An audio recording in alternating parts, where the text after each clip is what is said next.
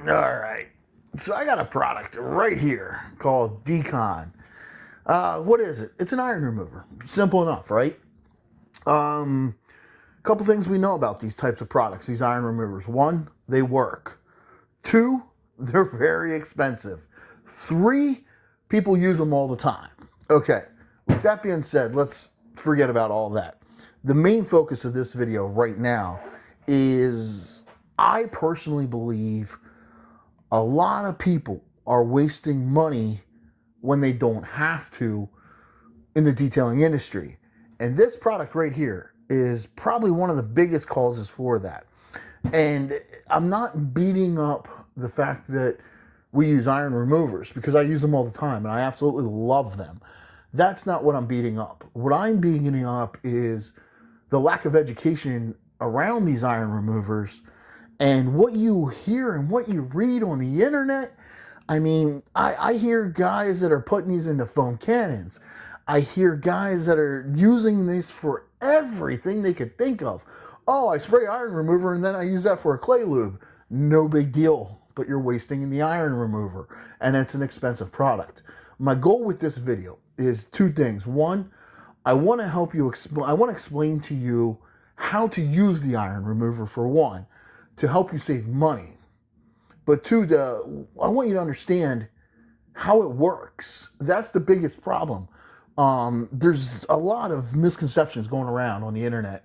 I see it all the time, and truthfully, it frustrates me. It frustrates the hell out of me, and I'm not gonna lie, because you don't know who's on the other end of that computer. Do they really have the experience to be giving you advice? Do they really? Have they ever ran a real shop, pumping out cars, doing legitimate work where they have to look at the people out there and just say to themselves, I know what I'm talking about? Truthfully, I think I'm one of those guys. I've been around a long time. And I told you guys when I dropped this on YouTube, it's going to be the real Barry Thiel coming out, talking to you guys how to save money and how to maximize your profits in your shop and other ways around. I'm just sharing my experiences. Okay, I'm not going to get into my resume. I don't need to do that. You know, my resume is long enough, it's big enough, it's wide enough. I've been around this industry. I have many friends. I love this industry. It's given me a lot. It's allowed me to raise a kid and just, get him through school, and now he's working and I have a wife. I got a real life. I never thought I'd get that out of that. But how did I get there? Common sense. Common sense. Okay, so let me tell you a little bit about this product and common sense. People use it way too much.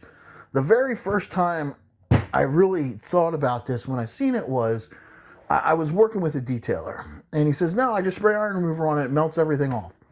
No, it doesn't melt everything off. It melts off iron. You understand? Iron particles is what it's designed for. It's not there to remove tar. It's not there to be a car wash soap. None of that shit. And then the next thing you have is they're taking Decon and spraying it directly over top of dirt. Okay, so this is where I want to talk to you about maximizing this product. Okay, now that my frustrations are out of the way. So let me help you guys. The biggest mistake that I see is you get a car, it gets pulled into the shop, and one of the first things we're always taught is hit the wheels first, right? I am anyway, and I believe in that. First thing, hit the wheels first. Lowest part of the dirt, get rid of it.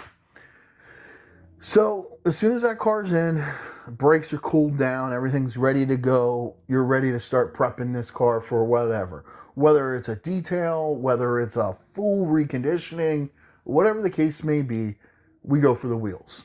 And the first thing somebody does is they grab this iron remover and go, just one more time for you guys. Because I knew somebody would ask me. Okay, so they spray the iron remover on the wheel, and it begins to turn purple, and it begins to melt. And then they agitate it, and then they pressure wash it. And then all of a sudden the wheel, when they wash it, it's still kind of dirty a little bit. Weird, huh? It's not the end all be all. The mistake in that conversation that I was telling you guys was they used an iron remover first. Okay, the iron removers aren't designed to break down tar. They're not designed to break down road film. They're not designed to break down things that sit on top of the wheel. So ideally, when you slam your brakes or put your brakes on, your brake pads get hot and little iron shavings break off the brake pads and eventually hit the wheel and stick to the wheel. And then as you drive over the course of time, dirt sits on top of the iron. Now, when you spray the iron remover on and it hits dirt, it's not efficiently hitting the iron underneath it. So you're wasting a lot of chemical. What I would recommend is go around first. And if you're using if you're using a soap just because you're washing the car, or again, if you are reconditioning the vehicle, foam cannon that thing first. And then just go around, do a touchless wash. You're just rinsing off as much loose dirt as possible. Then when you hit the wheels, do the exact same thing. Get as much loose dirt off as possible. Now that the loose dirt is off, what you should be left with are the actual iron particles on the wheel with no dirt sitting on top of those iron particles. And I hope my cool hand gestures help you guys. I forgot my whiteboard. Well, anyway, so now the iron, the iron remover is now sitting on top of the iron, breaking down that iron. Don't be afraid to let it sit and let it dwell a little bit and see the color changes. Then come in with and agitate. You're going to see a better result using far less product doing it this way. Instead of just coming at the dirty wheel right away and hitting it with iron, get the dirt off before you attack the iron. And it's the same thing with your paint.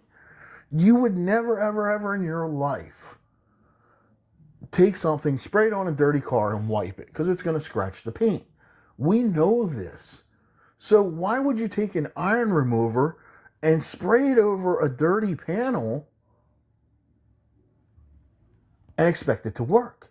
It doesn't make sense. And this is what I was talking about. The lack of common sense sometimes. You got to think. So on a panel, when you're using an iron remover on a panel, okay, there's two ways to do this. There's a mechanical abrasion, which is a clay bar, and then there's a chemical release, which is the iron remover. So the first thing I want to tell you again, real simple. When you're doing a panel, get the dirt off the panel so you have the iron left.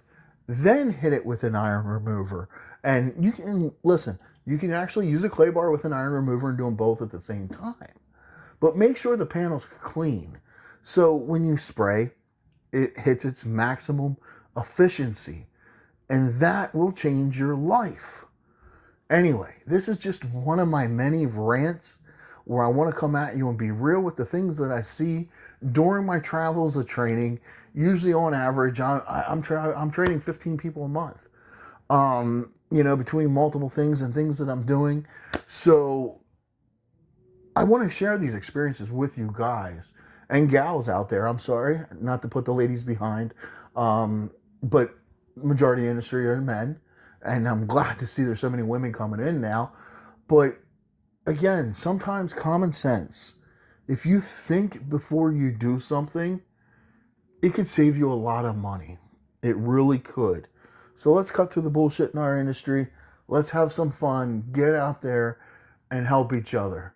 My name is Barry Thiel, and I hope this helps. Have a great day.